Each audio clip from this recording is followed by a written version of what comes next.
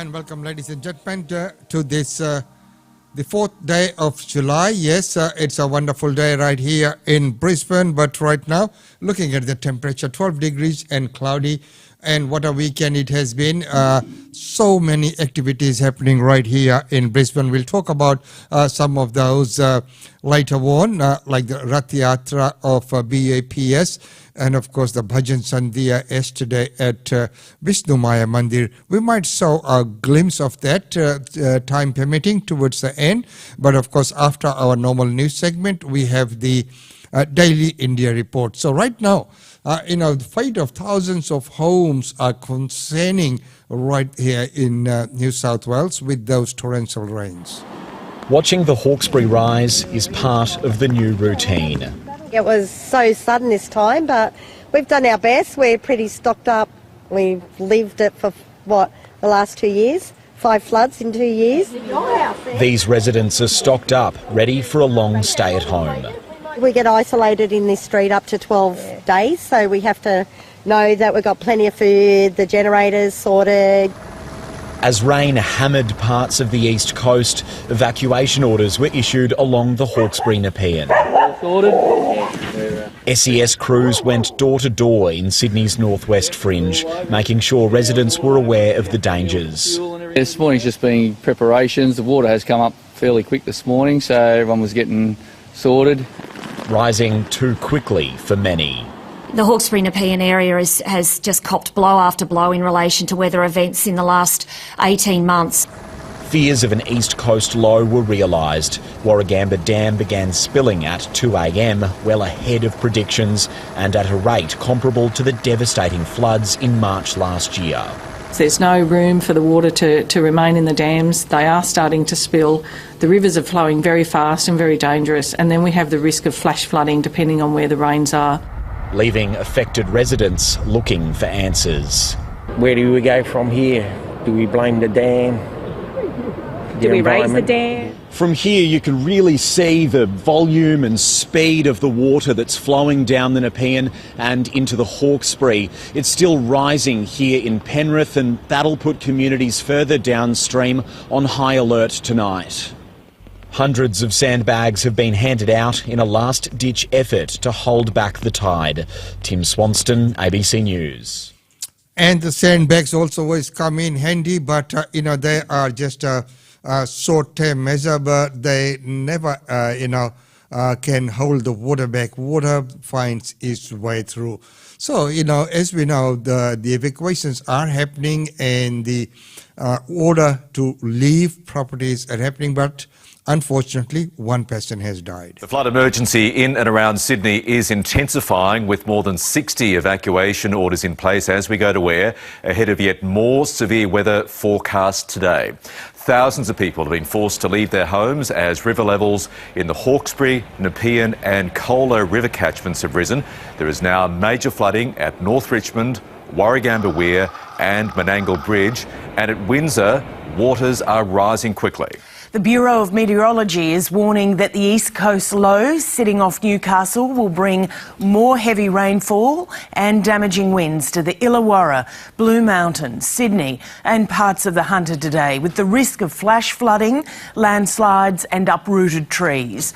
The flooding has already claimed a life. A kayaker's body was recovered from the Parramatta River late yesterday as the SES conducted more than 100 rescues from swollen rivers and creeks.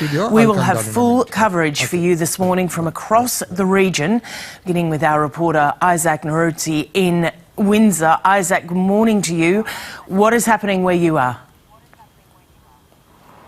Good morning. Well, first of all, there are around 70 evacuation orders for Greater Sydney and the Illawarra, with more flooding, rainfall and heavy rain forecast. Many people in affected areas have been told to evacuate by 6 a.m, so we're anticipating that people are probably heading to some of those evacuation centres as we speak. Where I am at the moment is at the Windsor Bridge, and I'm not sure if you can see behind me, but the bridge has been flooded.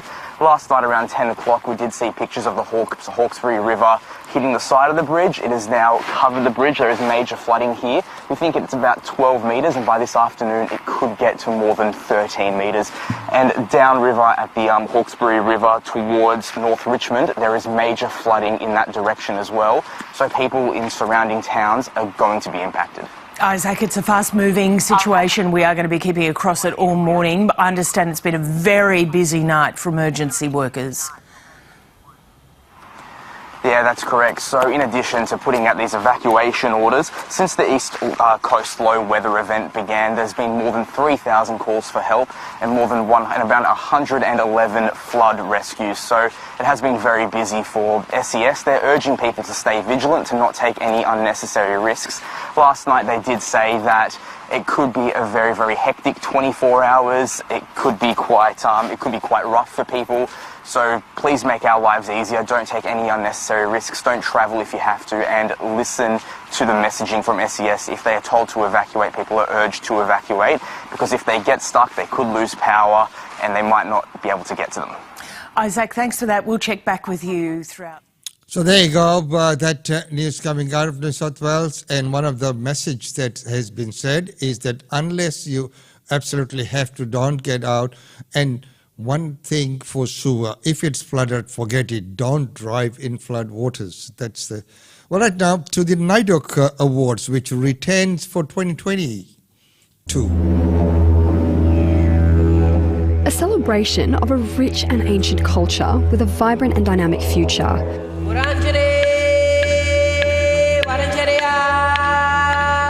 After 3 years of staying home, the National NIDOC Awards were back on centre stage. I reckon everyone's gone that extra bit further with effort this year. I agree. So many deadly designs. So many deadly designs. I don't normally get this colourful, but I thought I'd do it for NIDOC. We haven't had NIDOC for 3 years, so I thought, I'm breaking out tonight. Sports stars were recognised for their outstanding contributions to their community and their global reach. Can't wait to continue my contribution to kids' education and to help them fulfil their dreams. Well done to the other award winners tonight. Along with the grandfather of Indigenous theatre.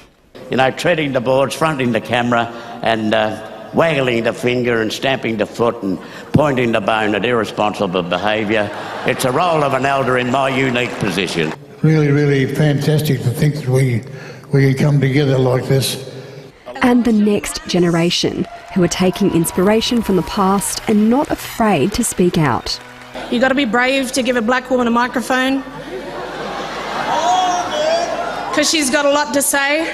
But you didn't have to be an award winner to make a statement. However, some simply dressed for comfort. We don't wear clothes in Townsville. I've had 4 layers of bloody clothes here in Melbourne. The new Minister for Indigenous Australians recommitted her government to the Uluru Statement from the Heart. We are going to change this country because our day has come. The event marks the beginning of NIDOC Week. Getting up, standing up and showing up every time to make sure the job's done or acknowledged. A theme focused on creating systematic change for First Nations peoples. Roseanne Maloney, ABC News, Naarm. And isn't that wonderful to see that back after the pandemic, and you could see that enthusiasm in everyone's face there. Well, right now, before we go to our daily India report, let's go and have a look at what our Prime Minister's been up to in Ukraine. In Bushehr today, I saw clear evidence of a war crime. People need to be held to account for their actions, and Australia will support holding Russia to account for its actions. We will provide an additional 14 armoured personnel carriers, an additional 20 Bushmasters. We'll provide additional other military equipment, including drones and other equipment that has been requested by Ukraine. Australia stands ready to continue to support the government and the people of Ukraine for as long as it takes for Ukraine to emerge victorious in defence of your national sovereignty and your homeland. Because you are fighting for the international rule of law.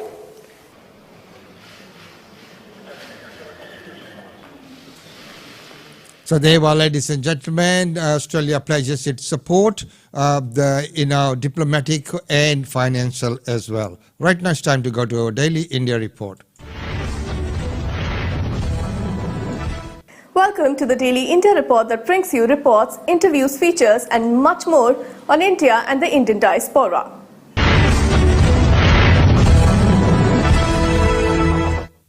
Rebel Shiv Sena leader Eknath Shinde has taken oath as Maharashtra Chief Minister, and BJP's former Chief Minister Devendra Fadnavis was sworn in as Deputy Chief Minister. Shinde and Fadnavis were sworn in on 30th June night. Eknath Shinde thanked Prime Minister Narendra Modi and Fadnavis and other BJP leaders for supporting him. Uddhav Thackeray quit as Maharashtra Chief Minister on June 29th, shortly after the Supreme Court ruled that he must prove his majority on the floor of the Assembly. Clearly, Thackeray didn't have the numbers. Meanwhile, Yuva Sena President Aditya Thackeray, in an interview with the TV channel, expressed grief over being betrayed by their own. Prime Minister Narendra Modi took to Twitter to congratulate Shinde and Fadnavis, Maharashtra's Chief Minister and Deputy Chief Minister, moments after two leaders took oath for their respective posts, ousting the Uddhav Thackeray leadership in about a month-long political drama.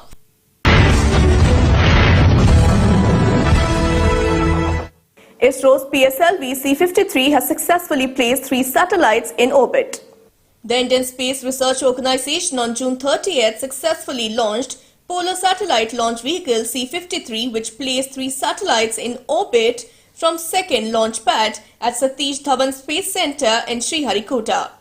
This was the second dedicated commercial mission of New Space India Limited, the commercial arm of ISRO. It had, on June 23rd, launched GSAT-24 in its first demand-driven communications satellite mission post-space sector reforms, leasing the entire capacity on board to direct-to-home service provider Tata Play. In a statement issued on June 30th, ISRO said that PSLV C-53 was successfully launched at 6:02 p.m. The 4-stage, 44.4 meters tall PSLV C-53 rocket that blasted off from the second launch pad of Satish Dhawan Space Centre placed the 3 Singaporean satellites in an intended orbit of 570 kilometers. PSLV rocket platform is India's workhorse, with an ability to send relatively lighter satellites to polar orbits. These spacecraft are on a north-south orbit around the planet, as opposed to a geosynchronous orbit for which ISRO uses the heavier GSLV rocket. Scientists said that after around 18 minutes of liftoff, the rocket injected the 3 Singapore satellites into their respective orbits. ISRO chairperson S. Somnath also confirmed the launch and congratulated NSIL for achieving another milestone.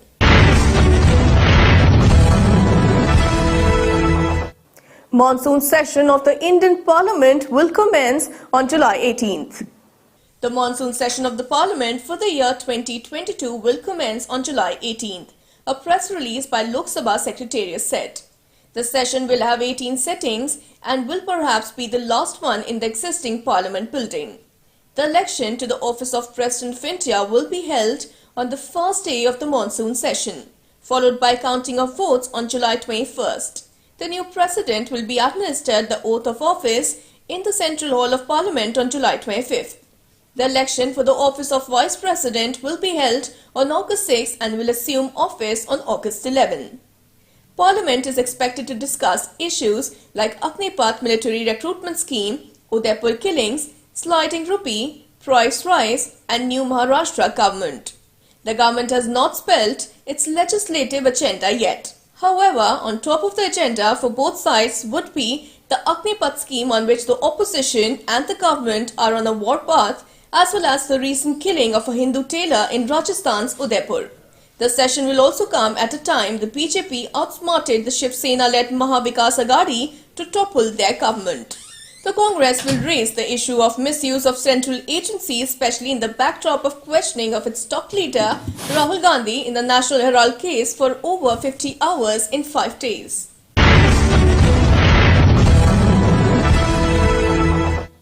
India has logged 17,070 new COVID-19 cases, 23 deaths in 24 hours. India recorded 17,017 new COVID-19 cases along with 23 deaths due to the infection in the past 24 hours. According to the data shared by the Union Health Ministry, on July 1st, the country witnessed a total of 14,413 discharges in the last 24 hours. The total active cases of COVID-19 in India have risen to 107,189, the Health Ministry data showed today. Yesterday, the registered active cases were 104,555, an increase of 2,634 cases has been recorded in the active COVID-19 caseload in a span of 24 hours. The active cases comprise 0.24% of the total infections, the ministry said. As per data, COVID-19 active cases on February 28 stood at 102,601. On March 1st, it declined to 92,472. The total death toll in the country is now at 5,25,139. In India, the first death due to COVID-19 pandemic was reported in March 2020. The daily positivity rate on July 1st was recorded at 3.40%.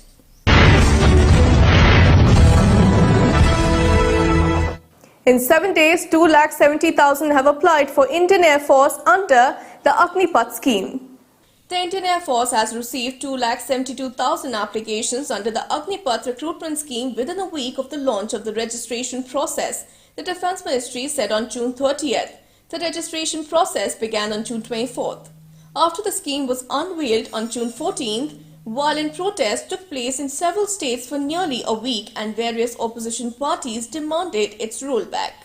The Defence Ministry spokesperson A. Bharat Bhushan Babu said on Twitter that the potential Agniveers have registered themselves on agnipathvayu.cdac.in, thereby expressing intent to go through the selection process to join the Indian Air Force.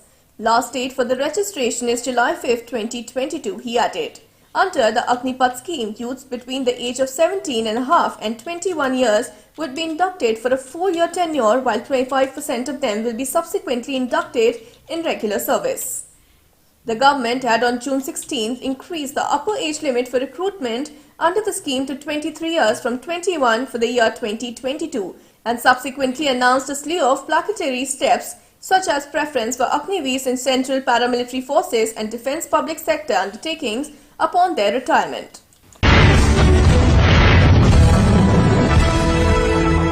Indian javelin star Neeraj Chopra has broken the national record. Neeraj Chopra makes a long-awaited return to Diamond League with eyes on World Championships. The 24-year-old has competed in only 2 events this season since his return to action after winning gold at the Tokyo Olympics. Chopra is primed to clinch his maiden Diamond League podium finish in his first appearance in 4 years in the prestigious one-day meet on June 30th. The 24-year-old Chopra was second in Pavo Nurmi Games in Turku with a big national record throw of 89.30 meters before winning this event at Kuotane Games with a creditable 86.60 meter effort under treacherous conditions. Both events in Finland had strong fields, though the Turku lineup had more stars than at Kuotane, where Neeraj slipped after an awkward release of his spear in his third attempt. Luckily, he was up on his feet immediately and won the event without any injury.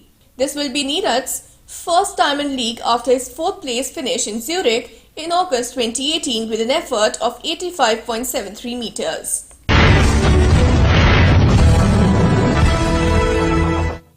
"700 Hindu pilgrims travelled in 150 helicopter sorties on the first day of the Amarnath Shrine Yatra in Kashmir.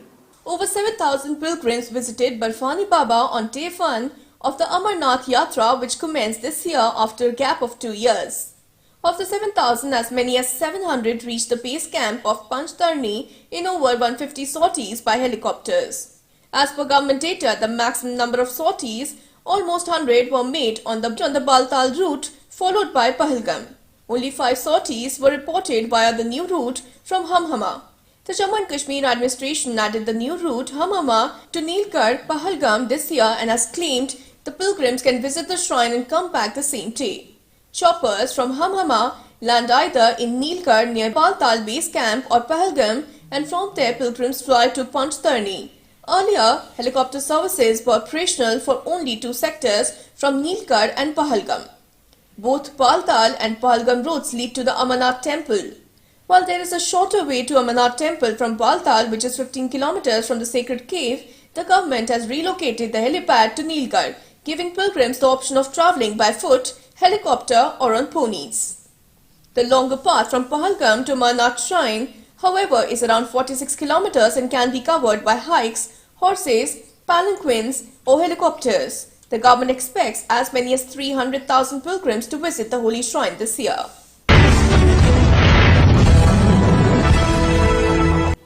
John Abraham and Arjun Kapoor starrer Ek Villain Returns trailer has been released.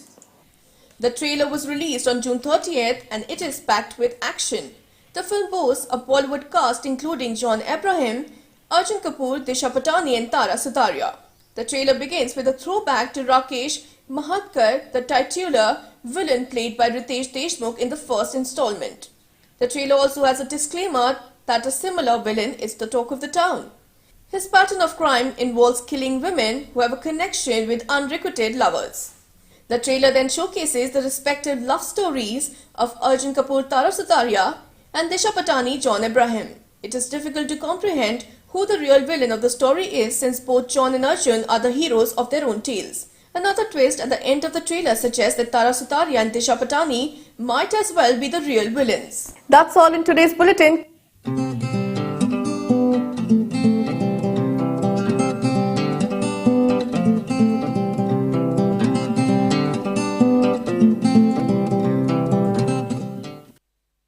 And thank you very much, Anubhuti, for that comprehensive report, for our Daily India report. So, ladies and gentlemen, hope you all had a wonderful weekend. Well, as promised, here's a glimpse of the Bhajan Sandhya of Vishnu Maya Mandir yesterday. We will bring to you a fully compiled some time later, and we'll keep you advised. आत्माओं को हमारा प्रणाम, पंडित जी को हमारा साष्टांग प्रणाम। बहुत सालों के बाद, शायद 7-8 साल के बाद वापस ईश्वर को सुनाने का मौका मिल रहा है। उसके लिए धीरू भाई, देविका बहन, पंडित जी और उमेश चंद्र जी और जितनों ने भी सहाय की है उन सब के मैं नमस्कार करते हुए आज का ये भक्ति संगीत शुरू करती हूँ। श्लोक से शुरू करेंगे। गणपति वंदना।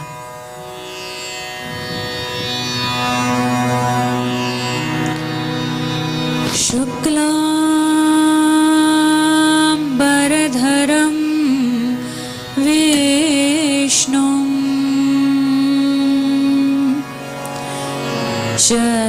शशिवर्णं चतुर्भुजं प्रसन्न वदनं ध्यायेत्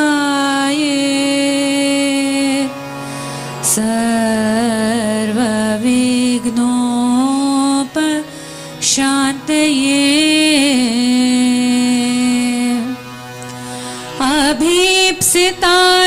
अभीप्सितार्थसिद्ध्यर्थं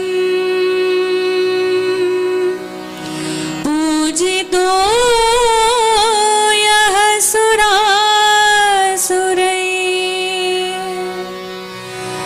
सर्वविघ्नहरस्तस्मै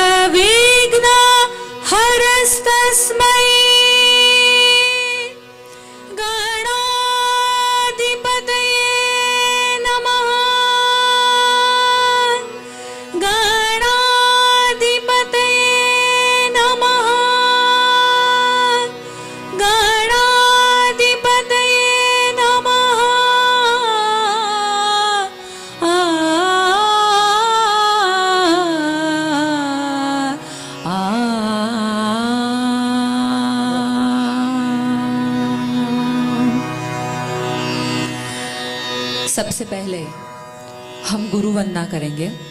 गुरु को सर्वोत्तम स्थान दिया गया है। वो गुरु हर एक रूप में हो सकता है, चाहे वो बच्चा हो, चाहे वो माता पिता हो, चाहे वो धर्म गुरु हो, चाहे वो शिक्षा गुरु हो।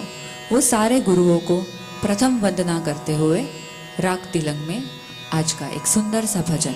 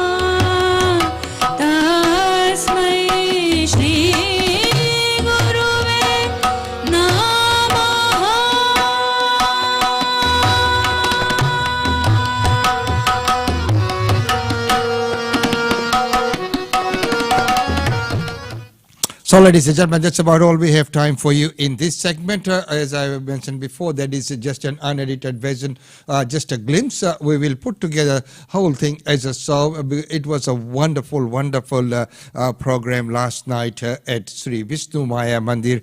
And of course, Mansi and Shivani Kinarewala, they did just an amazing. So did Mithun and Bondita and the Mandir Bantli, Dhiruji, Ravi, and all the rest of the team as well. And of course, Suresh for joining in with the Dholak and tabla. So wonderful there. So, ladies and gentlemen, that's about all we have time for you today. We will come back tomorrow with all the events, as all the events will get edited to see what has already taken place and what's upcoming for the week. So, until tomorrow, it's goodbye from us.